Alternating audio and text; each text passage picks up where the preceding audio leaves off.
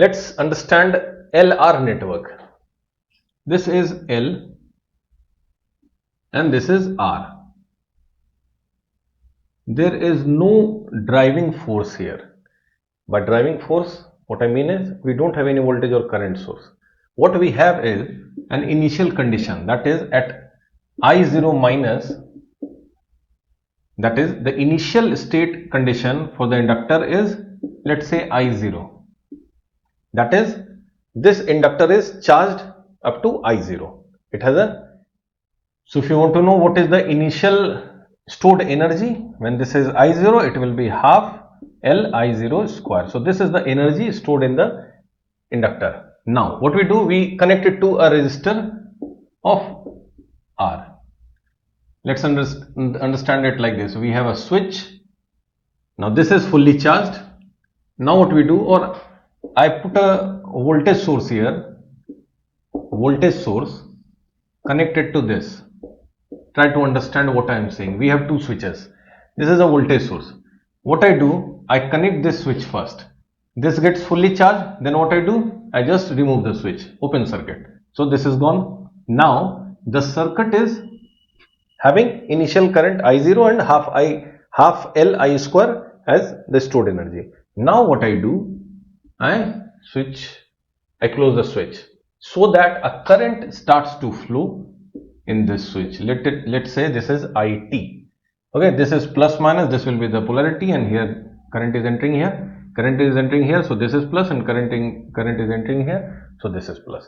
So if you write down the KVL, it will be L di by dt plus R into I equal to 0. This is by KVL. Okay, so what we get? We get di by dt is equal to R by L I, or you can write it like this: di by I is equal to R by L dt. Okay, now if you integrate it from 0 to t, here we have 0 to I, what you get? This you will get log I base E, second will be 0. And what we will get here is R by L into T. Okay, so now this is E. So what you finally get is some constant. Let's say I'm writing it now, rubbing this, I'm writing it here. So what you get here is finally your I as a function of T is, let's say, some constant A e to the power minus R. See, when we took it to this side, this was a minus.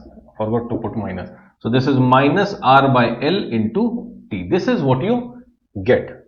Now you have initial condition, that is at t equal to 0, your I is equal to I0. Now put t equal to 0 here. This will be 1 and this will be I0. Therefore what you get? From here you get A is equal to I0, the initial condition.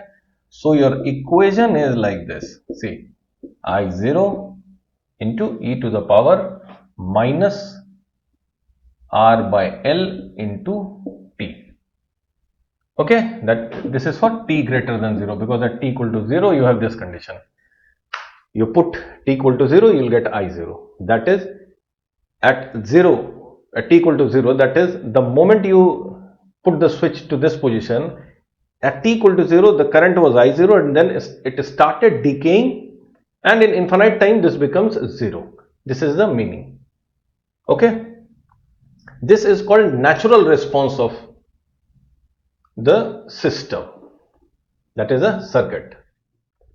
So I told you this is called a natural response of the circuit. Okay, I'm rewriting the equation here. This is I0 e to the power minus R by L T for t greater than 0. And from here we have another term tau, which is called time constant. Time constant for this circuit, that is given as L by R. Tau is L by R. So if you put L by R here, what you get is IT is equal to I0 e to the power minus t by tau for t greater than 0. So these two equations you should keep in mind. And what I told you, this is natural response of the system. Okay. So tau is time constant, so I'm rubbing it. So f equal to 1 by tau is called natural frequency of this circuit. Clear? Natural frequency, let's write it as Fn. So Fn equal to 1 by tau is equal to natural frequency of the circuit.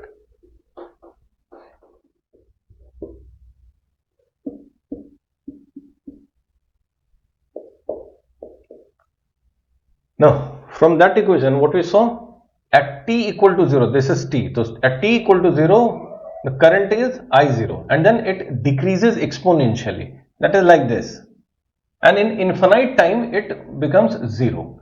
So, your IT is this is I0 at t equal to 0, it is I0 and then it starts decaying. If you take at t equal to tau, this will be equal to 0.368 of I0. This is not very up to the scale, but you should understand that t equal to tau, it is 0.368 of I0. That is, in one time constant, this function is reduced to 36.8% of its value. Okay, and what time it will take to go to 0 value? Infinite time. That is a large time. Okay, that is, we don't have any voltage or current source applied to this. Clear? Natural response circuit. Now let's see what if we have a voltage source applied to this circuit.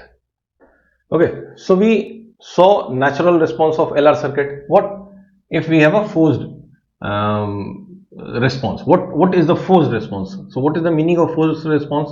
We have a voltage source. Okay, let's put a switch here. We have resistor and we have inductor. Let this inductor be L, this be R. Okay, this is switch. Now, when this is open, we have natural response that we just saw. And when this switch is closed, we'll have a forced response of the circuit. What force? Because of this force, electromotive force of this voltage source. So here in such circuit, the total current will be equal to, first is the natural response and second is the forced response. Okay. Now, since this is a DC voltage source, the current will be DC. So let's say I is equal to IN plus I.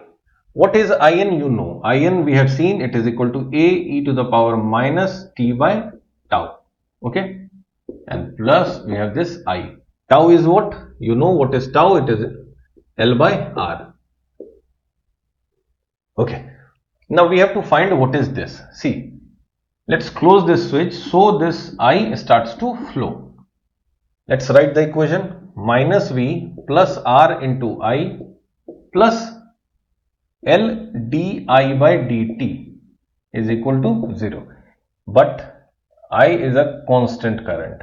See, V is a constant voltage source. So I is constant voltage source. So di by dt, constant means it does not changes with time. So this term is 0. So let's omit it. So what you get? You get V is equal to R I from here. From here what you get? I is equal to V by R. So now we can put here V by R. So our equation is I is AE minus T by tau plus V by R. Let's say our initial condition, there we had I0. Let's say our initial condition here is 0. That is, the inductor is not charged. There we had to take a charged inductor because we had no voltage or current source. So from where we'll get energy?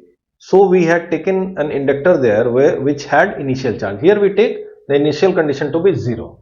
So let's put it at t equal to 0. I is 0. Put it here. So this becomes 0.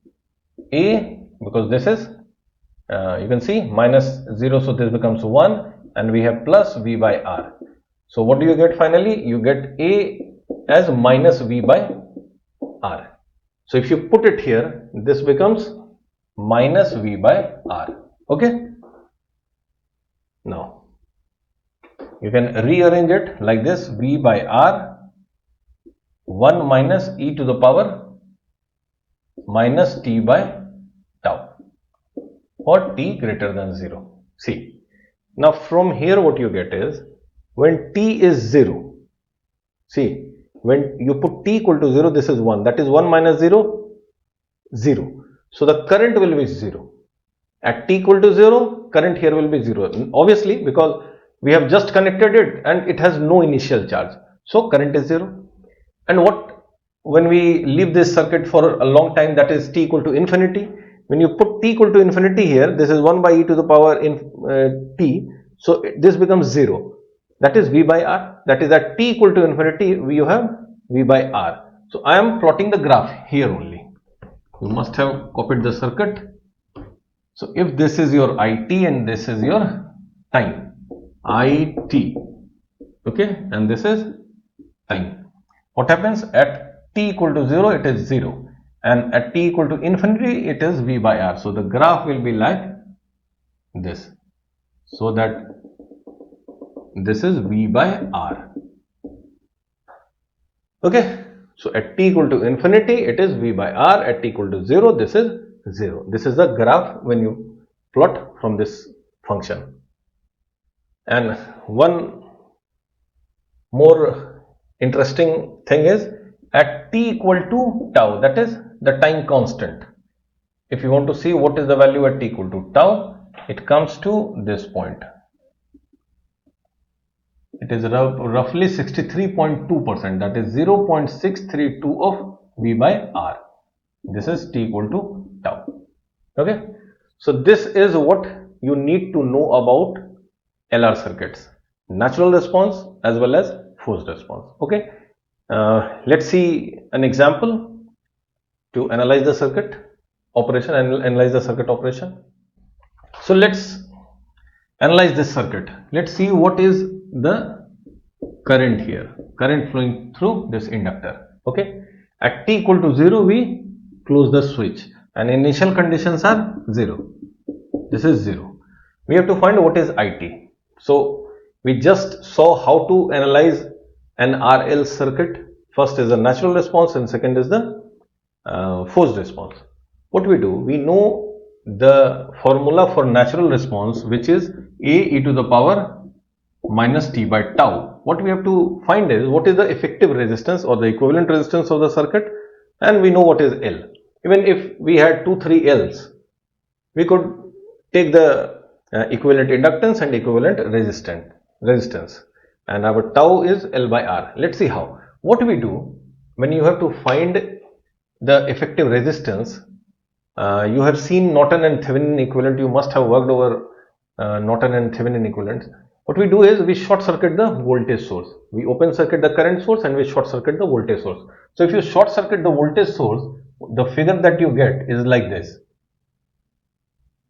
This is 2 ohms resistor and this is 6 ohms resistors in parallel, and you have inductor here 3 Henry. Okay. So this is 2 and 6 in parallel. So this can be replaced by a single resistor. 2 and 6 in parallel means 2 into 6 by 8, that is 12 by 8. So what you get? 3 by 2, that is 1.5 ohms. So this can be replaced by a 1.5 ohms resistor. So what you get is your time constant is L by R. So L is 3 and this is R is 1.5. This gives, sorry, not 6, 1.5. So this is 2 seconds. So from here what you get is your I natural will be a e to the power minus t by tau, that is 2. So this is the natural response. Now second part, the forced response. You know, and if you don't know, understand this properly. When infinite time crosses, that is t is equal to infinity, we have seen in the in that equation only for it, that at t equal to infinity, this effectively behaves as a short circuit. This is simply V by R. If you remember this circuit, it was 1 minus e to the power minus t by tau. So at t equal to, when t tends to infinity, what do you get? You get I equal to V by R. That is, in this circuit, see, I am explaining this. This was R, this was L. So at t equal to infinity, it is V by R. Simply this V and this R. So what you understand is L behaves as a short circuit. Okay, clear?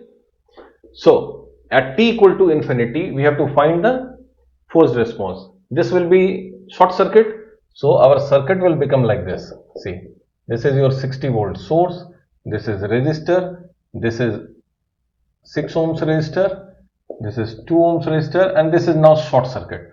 So short circuiting means no current will flow into this, so this is out of picture. So what is the current? I will be given as 60, that is V by R2, that is 30 amperes. So this is your forced response. So finally what you get is, I'm rubbing this, your current will be natural response A e to the power minus t by 2 and plus this current. This is 30 amperes. Okay. Now we have to find what is A. We'll put the initial conditions. At t equal to 0, I is equal to 0. So put t equal to this 0, A, this is t equal to 0. So this is 1 and plus what we have 30. So A is minus 30. So this is minus 30.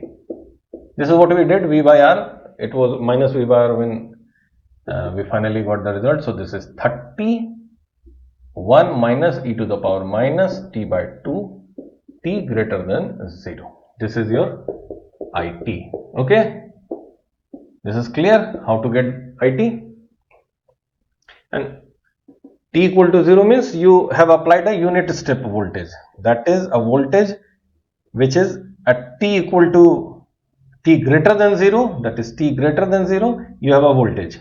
Otherwise, for t less than 0, this is 0. Or, okay, clear?